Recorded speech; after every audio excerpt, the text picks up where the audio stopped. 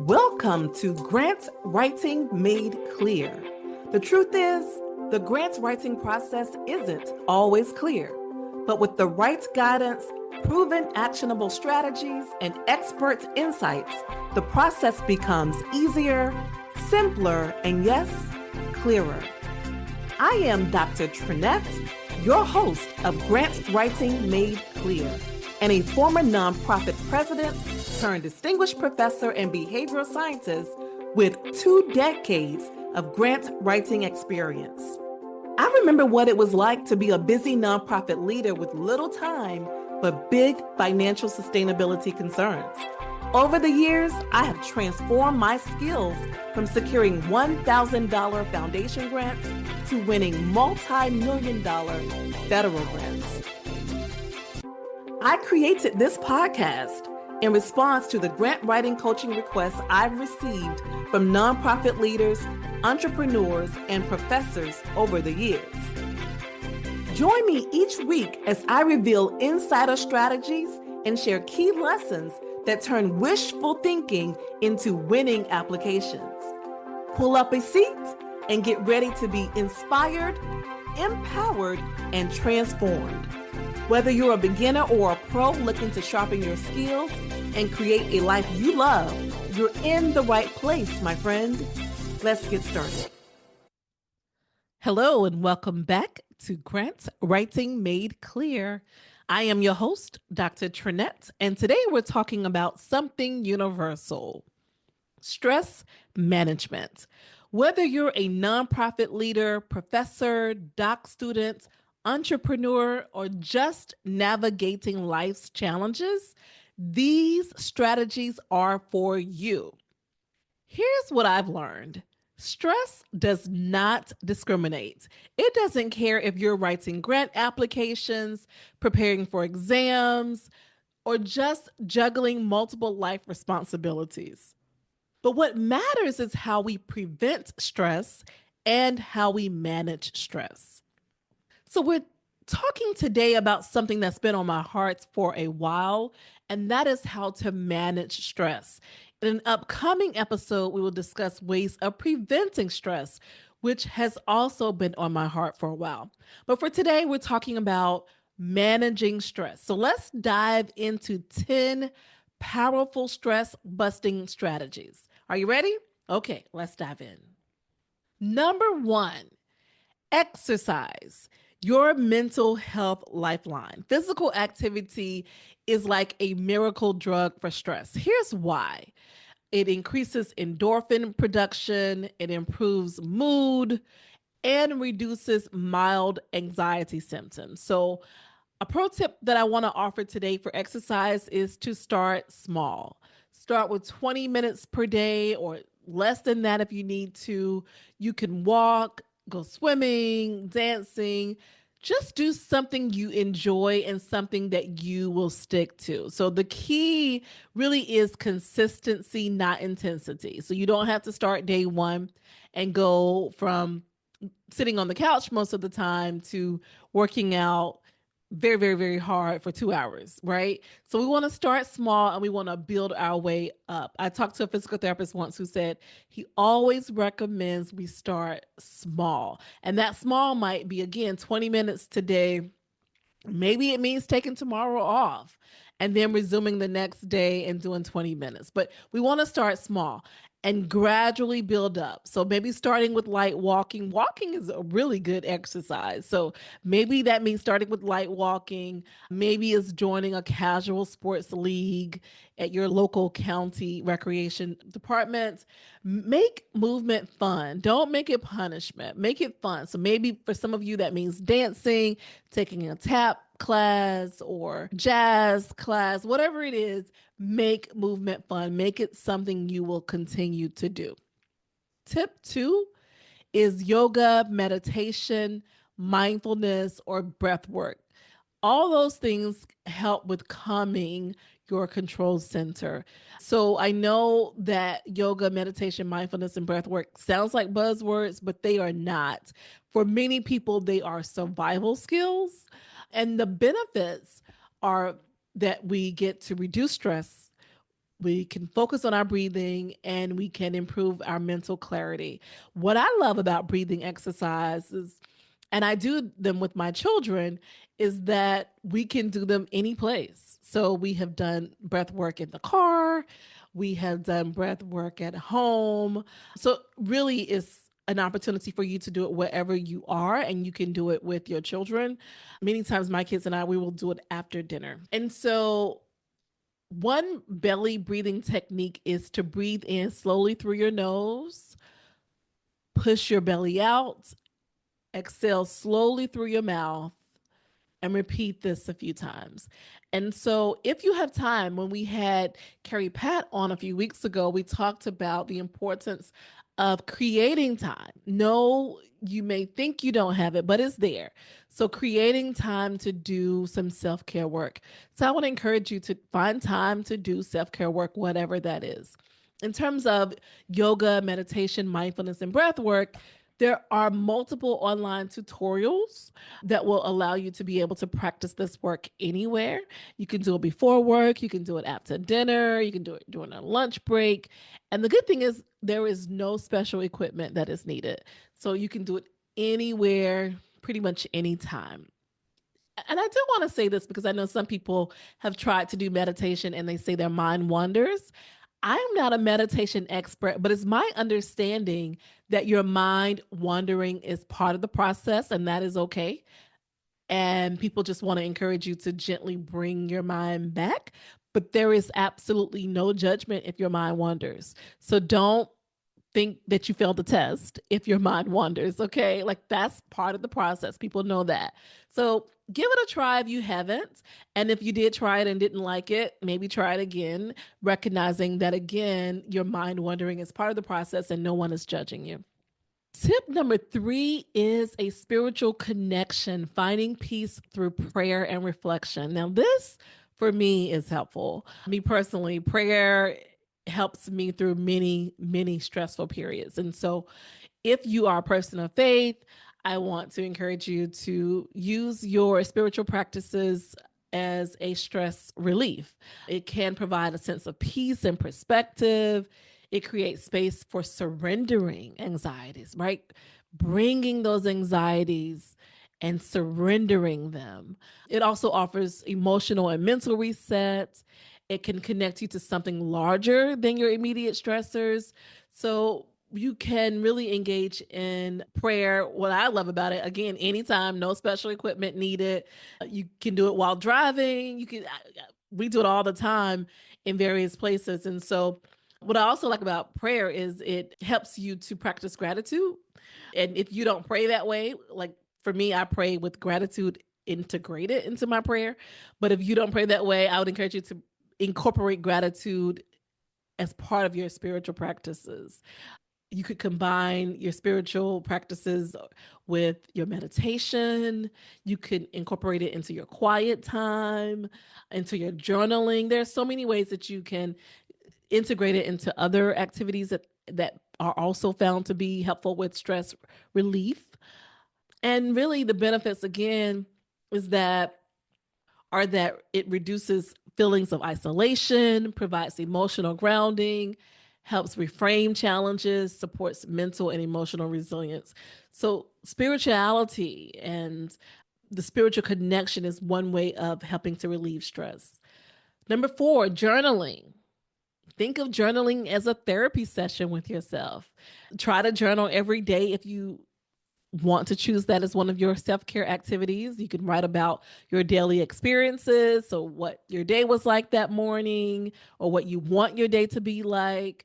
You can talk about any stress triggers you had that day. You can write out your positive affirmations. You all know that I love affirmations, and so you can do that in your journaling. You can write random thoughts. What I love about journaling is that there are no rules. There are no rules. So you can write, you can draw, you can vent, whatever it is that is going to help you relieve stress is fine. The goal is to process your emotions. And so journaling really is an emotional release. But again, no rules, no rules. In addition to The spiritual connection, we also want the social connection. So we want you to spend time with your family and friends. Cannot overstate that. Sometimes I think we can just kind of forget about our family and our friends because we're so busy. But I want to encourage you to find time, to create time to spend with your family and friends because it reduces anxiety and stress by reminding you that you have the gift of support. Sometimes we think we don't have support because the support doesn't look like what we want it to look like, but we do have support. And if we need more than what we have or what we feel we have, then we can ask for that support. And so by being with our families and our friends, it's a good reminder that we have the support and it creates an opportunity for us to ask for more if we need more. Spending time with our family and friends also provides emotional support. It can create stress relief opportunities because when we're with our family and our friends, we are doing things that may relieve stress, right? So, one part of it is simply being with them reminds us that we have support, which can really relieve stress, right? So, being with them is a reminder that we have support, that we're not alone, and that relieves stress. But also, the activities that we do with them may also be stress relieving, right? So, you going on a walk with your family is stress relieving. You playing board games is stress relieving. You laughing and joking around is stress relieving. So this can be a double dose of stress relief. So I want to encourage you that we have to find time with our family and friends, with our loved ones. And if you can't meet in person, do you all remember in 2020 when we were in the middle of COVID and everything was so isolating and scary? A lot of us began to do Zoom calls with our family, especially for the holidays. We can still do that. We can still do that. And so maybe you can't get, my family is not near me. My family is hours away, but I talk to them on a regular basis, right? So maybe you call them on a regular basis. Maybe you Zoom with them. Maybe you FaceTime with them, whatever it is, but stay connected to people on a daily basis. Stay connected to people. Tip number 6, professional mental health support. Therapy is not just for crises. Therapy can help you learn stress management strategies in addition to what I'm sharing today. It can help you identify stress triggers that maybe you're not recognizing. It can help you gain a professional and objective perspective, which can also be helpful. Sometimes we don't seek therapy because it's expensive, but there are also some affordable options that I want you to think about. So if you are a student, there are usually some counseling services on campus. So I encourage you to consider those options. There are also community clinics and centers. There are online therapy platforms. So there are a few options if you want to consider therapy as an option to help you with stress. Number 7, tip number 7, creativity. Being creative is a way to express your feelings and alleviate stress. So, art is a very popular and effective creative outlet for stress. Many of you have probably heard of art therapy or child's play. All of that usually centers around art. And art isn't just about talent when we're thinking about using it as a stress relief, it is about expression. It's about processing our emotions. And so, some creative options that I want you to consider when you think about relieving stress on a regular basis are painting. Again, you don't have to be very talented, you just do it.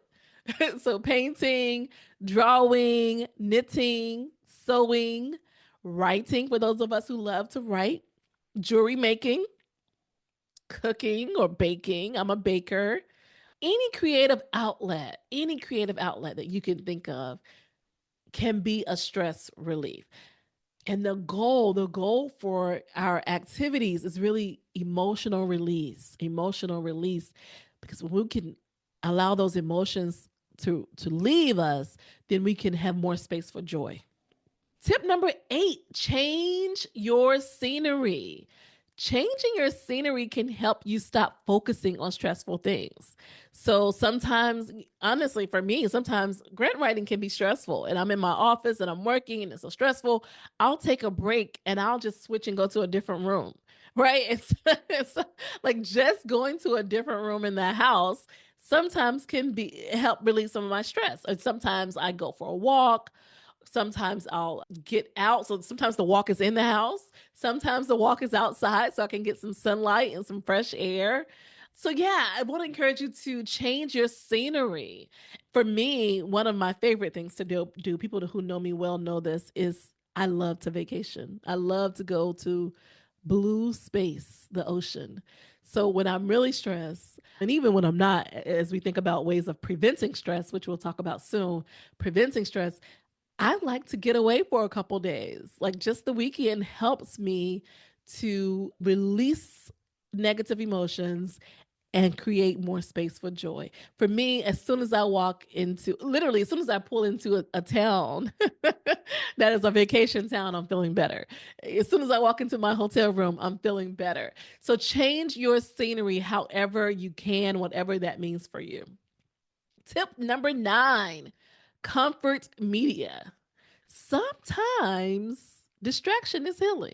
Sometimes distraction is not, right? Sometimes distraction is distraction, and sometimes distraction is healing. And so, comfort media can help you when you're really stressed. And so, maybe you rewatch your favorite show or your favorite movie. Maybe you read a beloved book. Maybe you engage with other comforting content, whatever that is for you. But try to schedule time for this comfort media so you can fully enjoy it and not feel rushed. You know, when you're feeling rushed, then that's stress in itself. So you want to make sure you have enough time to fully enjoy whatever it is you choose to do, be it a book or movie, a TV show, whatever it is, have enough time to really enjoy it. And number 10, my final tip is relaxation. You all have heard this phrase because I've heard it so many times, and that is self care is not selfish. It is not. It is not. We have to take care of ourselves. People will allow us to just go and go and go and go. People will allow us to just work and work and work and work and produce and produce and produce and produce. If we let them, they will allow it. Not even meaning harm, right? Because people don't always know how much is on our plate. But I want to encourage you to take care of yourself, to set boundaries, to exercise, to engage in art therapy, to go to therapy, to take a hot bath. You know, I love a good hot bath. It loosens contracted muscles that form when we're stressed, to get a massage, to use essential oils like eucalyptus and peppermint, create a relaxing ritual for us, whatever that is. I have a new sauna tent. I don't know who loves it more, my children or me, but I have a new sauna tent, and my gosh, it is so cool. Like, yeah. So whatever it is that you like to do, for my dad is laying on the sofa and watching TV. Everybody is something different. Whatever you like to do. I love candles. I love, like I said, bubble baths and the sauna. I love that. I love a good spa. But whatever it is that you like to do to relax, do that. Find time to do that. Make it non negotiable, right? I found a way to make my self care time, which occurs for me at the end of most days, right? So about 9 o'clock is when I try to get some self care time in. It's almost a guarantee for me. I try to build that time in because I go so hard during the day that I need it. I need it to recover. So schedule the time, make it happen. In closing, remember this: stress management is a skill. It takes practice. It's like a muscle. We talked about that with resilience. Stress management is also like a muscle. The more we practice it, the better we'll get. Be patient with yourself. Your mental health is your critical asset. Protect it, nurture it, invest in it, take care of yourself. If you enjoyed today's episode, subscribe, leave a review, and share it with a friend. Let's keep making your grant writing journey clear, purposeful, and wildly successful. Thank you so much for tuning in to Grant Writing Made Clear. I know you could have been anywhere in the world today, but you chose to be right here with me. And for that, I say thank you so much. I want you to keep dreaming, keep writing, keep moving forward. Until next time, take good care. Thank you for listening to Grant Writing Made Clear. I hope today's episode gave you inspiration, confidence, and clear information that you can turn into action. Remember, You are not alone. There's a whole community here striving for the same impact. If you enjoyed today's episode, please subscribe, leave a quick review to help more people find the show, and share this episode with others in your network. It really does make a difference. For more grant writing tips and resources, follow me on social media. Until next time, keep showing up, keep learning, and remain determined. I'll talk to you next time. Goodbye for now.